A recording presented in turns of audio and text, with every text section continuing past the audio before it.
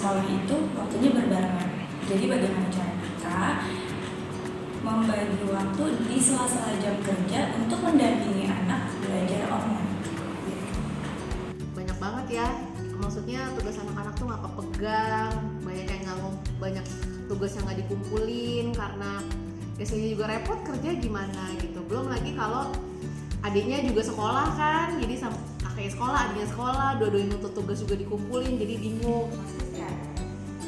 Yang pertama itu masalah waktu, kayak semua kan serba kerja di rumah tuh, jadinya kan kita harus juga efisien waktunya juga ditambah lagi di rumah. Ya kalau untuk anak-anak yang tadinya bisa belajar di sekolah, bisa ketemu teman-temannya, sekarang di rumah sendirian, lebih ke anak-anak sih beratnya, karena mereka di sini di pandemi kayak gini tuh belajar untuk mandiri juga kan. Pasti ada dong, soalnya kan kita harus mikirin kerjaan juga, tapi kita harus ngedampingin anak juga untuk learning di rumah kan, jadi kayak kepecah aja gitu konsentrasinya, pasti banyak tantangannya.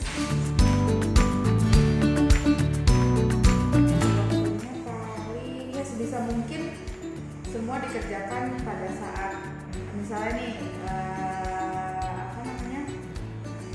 pada saat mengerjakan tugas atau pada saat Zoom ya sesuai gitu pada jam-jam yang sudah ditentukan. Misalnya jam sekolah dari jam 7 sampai jam 12 ya sudah, itu jatah waktu sekolahnya mereka ya tidak diambil untuk yang lain-lain gitu.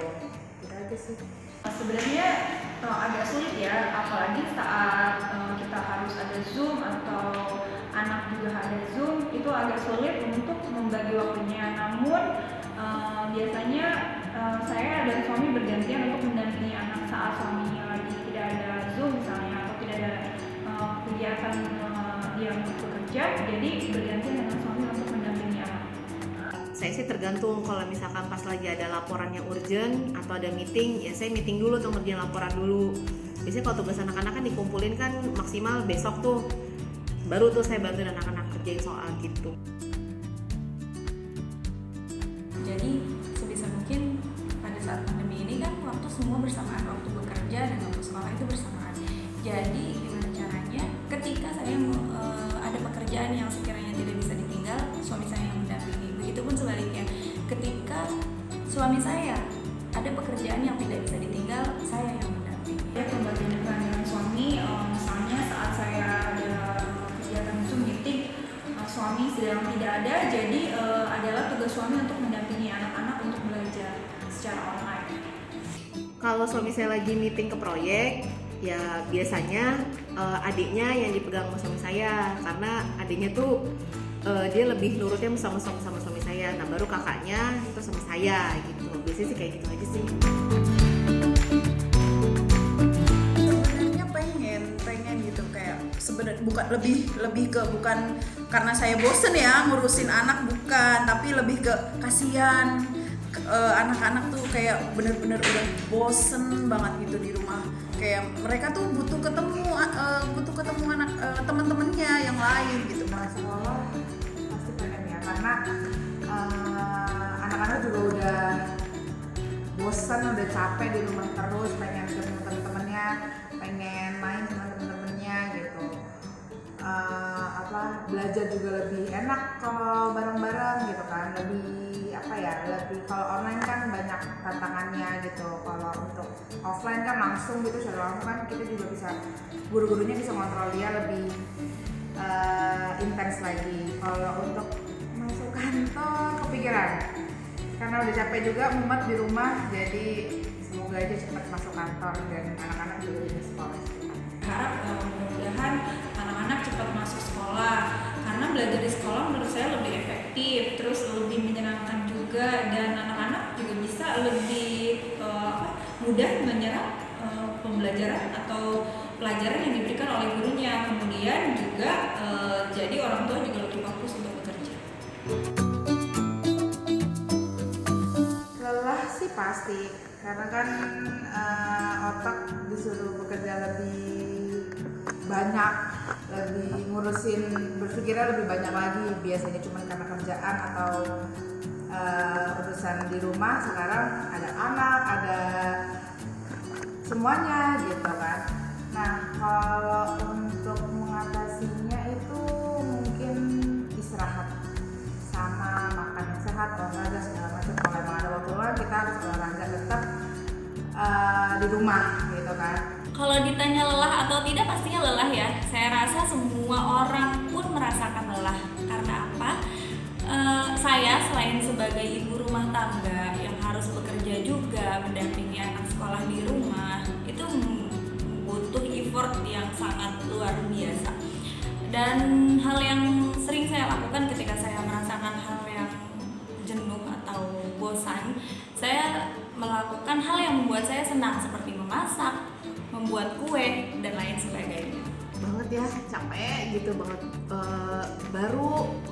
Baru selesai meeting misalkan dari Zoom atau Jimit kantor gitu, terus tiba-tiba anaknya udah bilang, Ami ini tugasnya belum, terus capek banget gitu, mau gimana ya.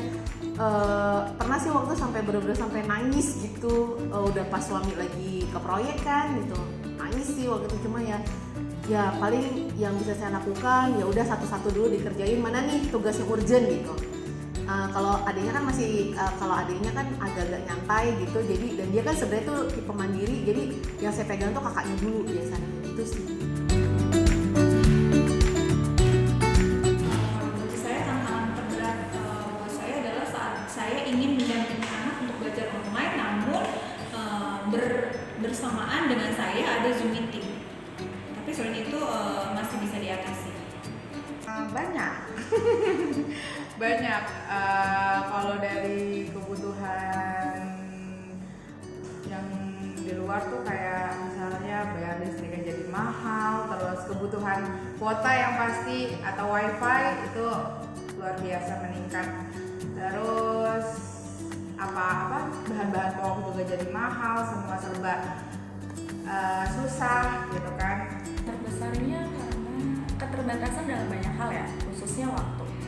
Karena misalkan sekolah yang harusnya dilakukan dengan cara tatap muka, ini harus dilakukan dengan cara online. Belum lagi dengan gangguan sinyal, lingkungan yang tidak kondusif, begitupun dengan kerja. Yang harusnya kita harus ketemu langsung dengan klien, dengan wali murid, dengan anak murid, ini kita lakukan secara online dengan berbagai macam masalah. Stay waras ya moms. Kita semua memang lagi banyak masalah nih karena pandemi ini, bukan cuma moms, bukan cuma saya, tapi ibu-ibu yang di luar sana. Stay strong, keep sabar. Kalau misalkan ada hal-hal yang berkaitan dengan sekolah anak yang nggak sesuai, langsung lapor aja ke gurunya, langsung lapor aja ke pihak sekolah.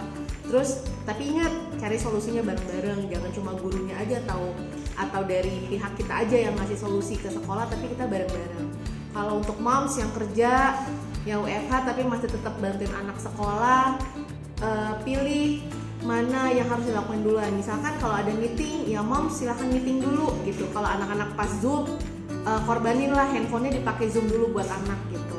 Kalau misalkan barengan sama adiknya gimana?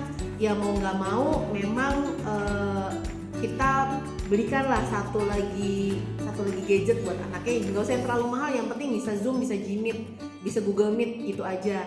Terus kalau buat harga-harga yang naik, kemudian karena pendapatan kita nggak naik, beli yang penting-penting aja. Tipsnya selalu berpikir positif, satu, terus tetap enjoy menjalani hidup. Tetap harus bersabar, kita harus berdoa, kita juga harus tetap menjaga kesehatan kita dan keluarga ya.